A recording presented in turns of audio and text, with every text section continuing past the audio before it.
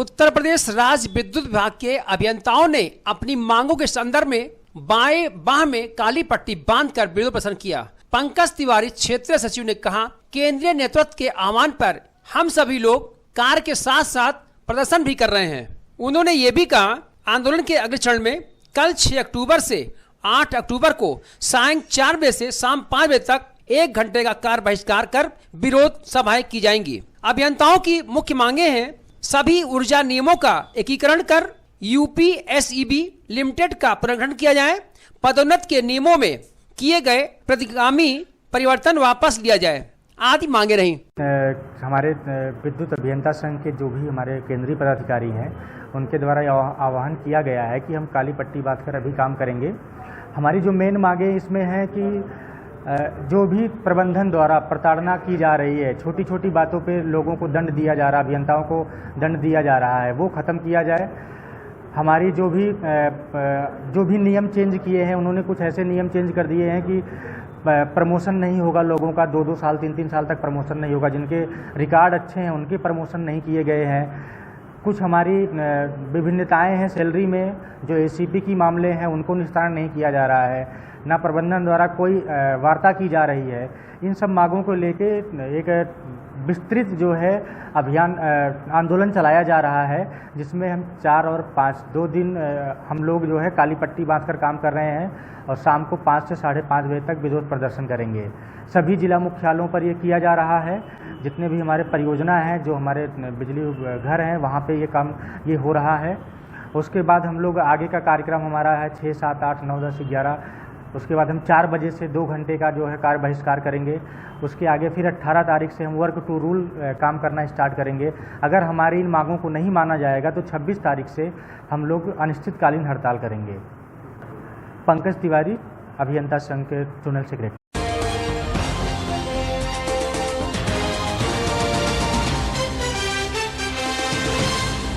अयोध्या जनपद के नगर कोतवाली क्षेत्र अंतर्गत मुगलपुरा के रहने वाले दर्शन पाल सिंह पुत्र स्वर्गीय संतोष सिंह ने बताया, मेरी पैतृक संपत्ति के बंटवारे को लेकर जनपद के सभी प्रशासनिक अधिकारियों एवं जनप्रतिनिधियों से अपनी शिकायत की। दर्शन पाल सिंह ने यह भी कहा, मेरा सगा भाई अजीत सिंह पुत्र संतोष सिंह जो कि पार्षद है, सारी संपत्ति अपने नाम कर ली। आपको बताते चलें, अजीत सिंह का बड़ा भाई विक्रम चलाकर अपने परिवार का भरण पोषण करता है।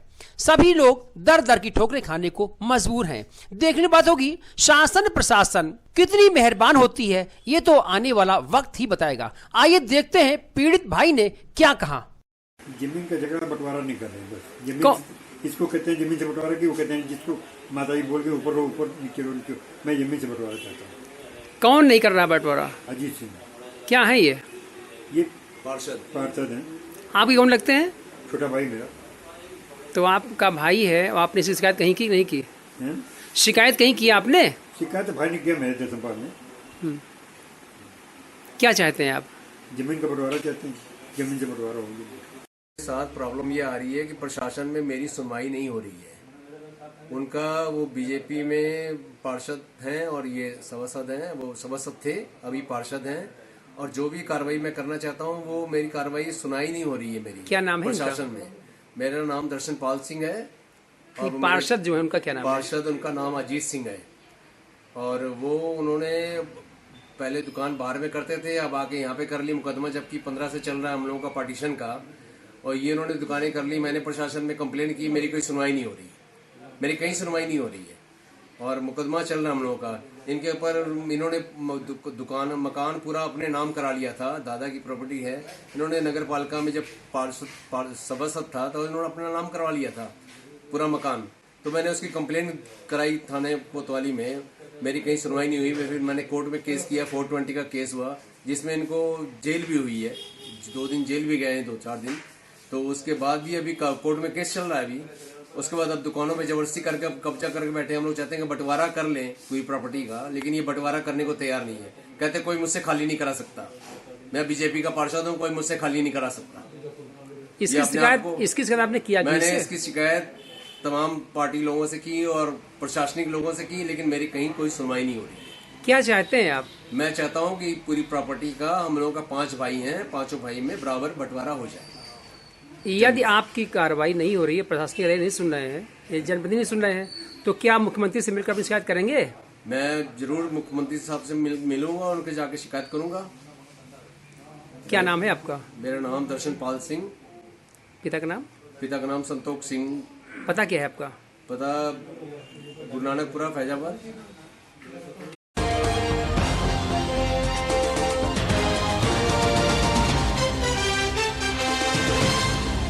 कर्मचारी शिक्षक अधिकारी एवं पेंशनर्स अधिकारी मंच के बैनर तले मंच के जिलाध्यक्ष नीलमणि त्रिपाठी, जिला संयोजक अरविंद सिंह के नेतृत्व में शिक्षकों व कर्मचारियों ने तिकोनिया पार्क से कलेक्ट्रेट तक मोटरसाइकिल रैली निकालकर विरोध दर्ज कराया एवं मुख्यमंत्री को संबोधित एक ज्ञापन जिलाधिकारी के प्रतिनिधि रुदौली उप जिलाधिकारी स्वप्निल यादव के माध्यम से शासन को भेजा।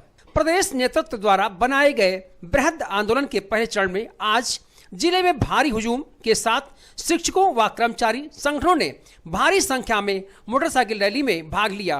रैली के दौरान शिक्षक कर्मचारी पोस्टर, बैनर, तख्ती व स्टिकर लेकर अपनी मांगों के नारे का उद्घोष करते हुए आगे बढ़ते रहे। आंदोलन शिक्षकों व कर्मचारियों को संबोधित करते हुए मंच के जिलाध्यक्ष नीलमणि त्रिपाठी ने कहा, पुरानी पेंशन की बहाली को लेकर अक्टूबर 2018 व फरवरी 2019 में प्रदेश के कर्मचारी व शिक्षकों ने आंदोलन कर सरकार का ध्यान आकर्षित कराने का कार्य किया था। मुख्य सचिव उत्तर प्रदेश शासन ने अक्टूबर 2018 में पुरानी पेंशन की बहाली को लेकर एक समिति का गठन भी किया, परंतु 2 से अधिक वर्ष बीत जाने के बाद सरकार ने पुरानी पेंशन नहीं बहाल किया, जिससे शिक्षकों व कर्मचारियों में भारी आक्रोश है। एक तरफ जहां कोरोना काल में शिक्षक व कर्मचारियों ने अपने प्राणों की परवाह न करते हुए महामारी से बचाव के लिए सरकार के आदेश को अंजाम तक पहुंचाया, वहीं दूसरी तरफ अपने पेंशन व अंश भी मुख्यमंत्री राहत कोष में दान दिया, परंतु दुर्भाग्य का विषय है सरकार शिक्षक और कर्मचारियों की नहीं सुनी। शिक्षकों की लंबित समस्याओं पर बोलते हुए प्राथमिक शिक्षक संघ के जिला मंत्री चक्रवर्ती सिंह ने कहा, पुरानी पेंशन की बहाली, द्वितीय शनिवार अवकाश, सिविलियन का निश्चितीकरण होना चाहिए। 21 सूत्री मांगे हैं, जिन मांगों के समर्थन में हमारा क्रमिक आंदोलन चल रहा है, जिसमें इससे पहले हम लोगों ने ब्लॉक मुख्यालयों पर 1 दिवसीय धरना देते हुए ज्ञापन देने का कार्य किया था। इसके पश्चात आज 5 अक्टूबर को मोटरसाइकिल रैली हमारी आयोजित हो रही है, जो कि हेमू कुलकर्णी तिकोनिया पार्क से निकलेगी, जिसमें कर्मचारी शिक्षक अधिकारी एवं पेंशनर्स अधिकार मंच के बैनर तले जनपद का सभी कर्मचारी शिक्षक व अधिकारी वर्ग जुड़ा हुआ है और हम लोग मोटरसाइकिल रैली से एक बड़ी संख्या में तिकोनिया पार्क से भाजपा कार्यालय के सामने से होते हुए सिविल लाइन तिराहा और इसके पश्चात जिलाधिकारी को जाके अपना 21 सूत्री मांगों से संबंधित हम अपना मांग पत्र सौंपेंगे, जिसमें नंबर 1 पर हमारी पुरानी पेंशन की बहाली की मांग है और इसके साथ ही विभिन्न संवर्गों के सभी कर्मचारियों की जो समस्याएं हैं उसको संकलित करके उस मांग को हम माननीय मुख्यमंत्री को जिलाधिकारी महोदय के माध्यम से प्रेषित करने का आज का हमारा कार्यक्रम है। इसके पश्चात अगला कार्यक्रम, यदि सरकार हमारी बातों को नहीं सुनती है तो 28 नवंबर को हम लोग जिला मुख्यालय पर एक बड़ा धरना आयोजित करेंगे और उस आंदोलन को आगे बढ़ाएंगे। क्या डेट होगी उसका आंदोलन का? आंदोलन का डेट क्या होगा? अगला आंदोलन की जो हमारी डेट होगी वो 28 अक्टूबर को हम लोग जो है 1 दिवसीय धरना देंगे। 30 नवंबर को इको गार्डन पार्क में महारैली भी आयोजित करेंगे अगर सरकार हमारी बातों को नहीं मानती तो। क्या मैसेज देना चाहते हैं आप सर? हम सरकार को मैसेज देना चाहते हैं कि हम शिक्षकों की, कर्मचारियों की, अधिकारियों की एवं जो पेंशनर्स हैं, इनकी जो भी समस्याएं हैं, इस बैनर के तले जो हमारे साथी लड़ रहे हैं, उनकी जो भी समस्याएं हैं, इस पर सरकार गंभीरता पूर्वक विचार करते हुए तत्काल निर्णय ले, जिससे कि हम लोग और जो कर्मचारी अपनी दयनीय दशा पे पहुंच रहे हैं उससे हम लोग बच सकें। और सरकार को इतना संवेदनहीन और संवेदन शून्य नहीं होना चाहिए जिससे कि उसके कर्मचारी लाखों लाख की संख्या में कर्मचारी आसनकों पर है और सरकार ध्यान नहीं दे रही है। इससे सभी कर्मचारियों में, अधिकारियों में और शिक्षकों में जबरदस्त आक्रोश व्याप्त है। क्या नाम होगा? नीलमणि त्रिपाठी, अध्यक्ष कर्मचारी शिक्षक अधिकारी पुरानी पेंशन साथी अध्यक्ष उत्तर प्रदेश प्राथमिक शिक्षक संघ जनपद अयोध्या। कर्मचारी शिक्षक अधिकारी पेंशनर एक मंच का गठन किया गया है पुरानी पेंशन के संदर्भ में और ये आज 5 अक्टूबर को मोटरसाइकिल रैली के द्वारा हम इस प्रशासन को, इस सरकार को अपनी आवाज़, अपनी मांगों के संदर्भ में हम लोग ये मोटरसाइकिल रैली निकाल रहे हैं। आगामी 28 अक्टूबर को हम लोग का धरना प्रदर्शन है और 30 अक्टूबर को इको गार्डन में हम लोगों का पुरानी पेंशन बहाली और अन्य मांगों को लेकर के एक विशाल रैली आयोजित की जा रही है। आज की ये मोटरसाइकिल रैली हम लोग अवध विश्वविद्यालय कर्मचारी परिषद द्वारा यहाँ से निकालकर तिकोनिया पार्क जाएंगे, वहाँ से कचहरी पे जाकर के ज्ञापन देंगे। हमारी मुख्य मांग 2005 से जो हमारी पुरानी पेंशन रोक दी गई है उसी के संदर्भ में है। उसके साथ साथ विश्वविद्यालय की कुछ 300 दिन नकदीकरण की है, शिक्षकों की मांगे हैं और 11 सूत्री मांगे हैं। लेकिन मुख्य मुद्दा हम लोगों का पुरानी पेंशन बहाली को लेकर है। और चूंकि ये पुरानी पेंशन सांसद हैं, विधायक हैं, एमएलसी हैं, अगर 2 बार 3 बार चुने जाते हैं तो उनको दी जाती है। वो 1 वर्ष या 10 दिन के लिए भी होते हैं तो उनको पेंशन दी जा रही है। लेकिन हम कर्मचारी जो 35 वर्ष तक सेवा करते हैं और उनको उनका ये हक छीना जा रहा है, उसी के संदर्भ में ये हम लोग रैली निकाल रहे हैं। राजेश कुमार सिंह, कार्यकारी अध्यक्ष राज्य कर्मचारी परिषद, अवध विश्वविद्यालय कर्मचारी परिषद का अध्यक्ष हूँ।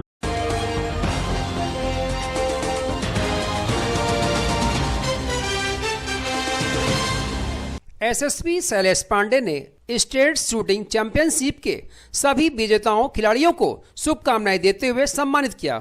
उत्तर प्रदेश राइफल एसोसिएशन की तरफ से हो रहे 44 स्टेट चैंपियनशिप शूटिंग में अपने अयोध्या मंडल से 4 मेडल आए, जिसमें डॉक्टर भुवन को वेस्टर्न कैटेगरी में 2 मेडल मिले और डॉक्टर MS विष्णु ने गोल्ड मेडल जीतकर जिले का सम्मान बढ़ाया। इन खिलाड़ियों का प्रतिनिधित्व कर रहे कोच सनी कुमार वर्मा, जिला राइफल क्लब एवं भारतीय शूटिंग रेंज ने कहा, इस प्रतियोगिता में 13 लोगों ने पार्टिसिपेट किया, जिसमें 6 लोगों का सिलेक्शन हुआ।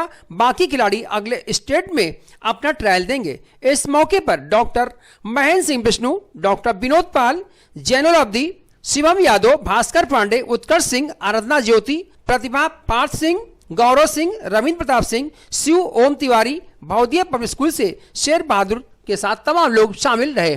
पिछले 15 दिन पहले हम दिल्ली दादरी में गए हुए थे। वहाँ शूटिंग रेंज प्रतियोगिता में जो प्री स्टेट की प्रतियोगिता के नाम से जानी जाती है, वहाँ पे हमने 2 गोल्ड मेडल प्राप्त किए थे। एक तो एयर राइफल में और दूसरा गोल्ड मेडल हमने .22 गन में वहाँ पे प्राप्त किया हुआ था।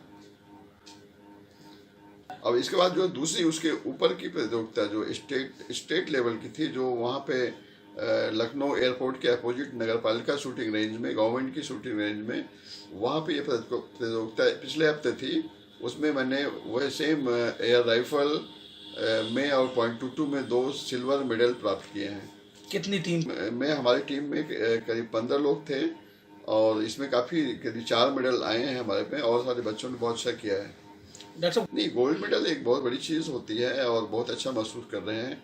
और ये तो मैंने सोचा भी नहीं था कि मुझे 1 महीने के अंदर ही इतने सारे 4 पदक हमें मिल जाएंगे। एक अच्छी उपलब्धि है, लेकिन अभी रास्ते बहुत आगे हैं। अभी हमें अहमदाबाद प्री नेशनल खेलना है, फिर इसके बाद नेशनल खेलना है, फिर इसके बाद इंटरनेशनल खेलना है, फिर आगे हमें ओलंपिक के लिए हम आगे बढ़ रहे हैं। आज पिछली बार भी हमें कप्तान साहब ने अपने ऑफिस में बुला करके हमारी टीम को सम्मानित किया था। हमारे कोच सनी वर्मा जी थे और हमारी आज भी दोबारा कप्तान साहब ने हम लोगों को अपने ऑफिस में बुला करके पूरी टीम को और हम लोगों को या हमें अलग से भी सम्मानित किया था। या सब जितने पदकधारी थे सबको सम्मानित किया। मेडिकल लाइन तो हम अपना प्रोफेशन है, मतलब हम इसमें पढ़ रहे हैं, काम कर रहे हैं, सेवाएं दे रहे हैं, लेकिन ये अपनी हॉबी है। शूटिंग जो हमारी हॉबी है। बचपन में मुझे बंदूकों से बहुत प्यार था। बंदूक लेके मैं सोया करता था अपने पिताजी की, और मैंने बहुत सारे फायर किए। इसके बाद मैंने एनसीसी में 2-4 महीने काम किया था, MBBS फर्स्ट ईयर, वहाँ से करीब 40 साल पहले। इसके बाद तो बीच में गैप हुआ, लेकिन अब थोड़ा मौका मिला था, हमने कहा चलो ठीक है शूटिंग में भी आजमाया जाए, कुछ अच्छा काम किया जाए। करना इतने दिन बाद 40 साल बाद अपना निशाना बनाया, और थोड़ा सा ये भी महसूस हुआ, मतलब एक्टिव रहते हैं, जाते आते रहते हैं। इतनी एज में इतनी अच्छी निशानेबाजी, क्या कहेंगे आप? कहाँ प्रैक्टिस करते हैं, किस तरीके से? हाँ, ये जाते हैं, शाम को जाते हैं भोदिये में, वहाँ जाते हैं, वहाँ टाइम देते हैं 5-6-7 घंटे का। फिर अभी दादरी गए थे, हम भी गए थे साथ में, तो इस तरह जाते रहते हैं। क्या और भी प्लेयरों के लिए? नहीं, सभी के लिए हम चाहते हैं कि भाई देश अपना है, भारतवर्ष, हमारे जितने भी युवा या जैसे डॉक्टर साहब जैसे एज के लोग भी अगर इसमें इंटरेस्टेड ले रहे हैं तो युवाओं को तो और भी आगे बढ़ चढ़ के होना चाहिए। और खुशी की बात है कि मतलब हमें तो सबसे अच्छा ये लगा कि इतनी एज में जाके इन्होंने ये पदक जीते हैं। हाँ, देश का नाम इन्होंने रोशन क्या मतलब अभी तो ये स्टेट लेवल तक ही कर रहे हैं, देश का करेंगे आगे। ठीक।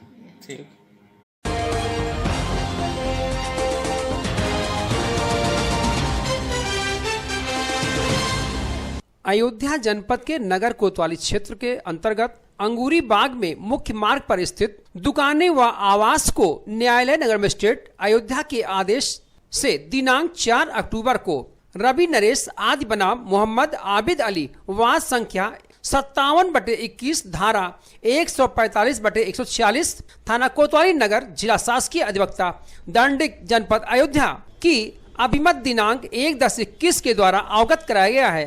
विवादित भूमि, विवादित संपत्ति जब तक किसी सक्षम न्यायालय द्वारा अभय पक्षों के कब्जे व स्वामित्व के संबंध में स्पष्ट आदेश पारित न हो जाए तब तक विवादित संपत्ति को संरक्षित करने की जिम्मेदारी प्रशासन की होती है। इसी आदेश को पारित करते हुए नगर कोतवाल सुरेश पांडे एवं चौकी इंचार्ज यशवंत द्विवेदी अपनी टीम के साथ पहुंचकर अंगूरी बाग स्थित संपत्ति को सील कर दिया। आइए देखते हैं पक्ष और विपक्ष दोनों ने क्या आरोप प्रत्यारोप लगाया। मामला ये था कि हमारे 3082 और 3081 गाटा संख्या में हम लोगों ने, हमारी party Mohammad Abid, Mohammad Sajid advocate, Mohammad Masood advocate और उनका छोटा भाई फरहान, इन लोगों ने इस प्रॉपर्टी को खरीदा था अभी पिछले साल। 1 साल के बाद जो है इसके ऊपर कुछ लोगों ने, रवि नरेश, राम नरेश आदि इत्यादि ने, इन लोगों ने इसको विवादित करना शुरू किया और हम लोगों को कब्जा हटाने के लिए कहा। तो हम लोगों ने कहा कि हम लोगों ने बैनामा लिया है, मैं इनका एडवोकेट हूँ और हम लोग इसको नहीं गए। तो उन्होंने फिर जो है इसके ऊपर एक वाद न्यायालय में दायर किया जिसमें उनको जीत नहीं पाए, वो हार गए। और पहले पुराना भी मुकदमा चल रहा था पूर्व पार्टी जो पुराने बैनामेदार थे उनसे, लेकिन उसमें वो हार गए मुकदमे को। मुकदमा हारने के बाद उन्होंने 145 की कार्रवाई करनी चाहिए जो पिछले साल से शुरू थी, लेकिन मेरा पक्ष सिटी मजिस्ट्रेट साहब ने नहीं सुना।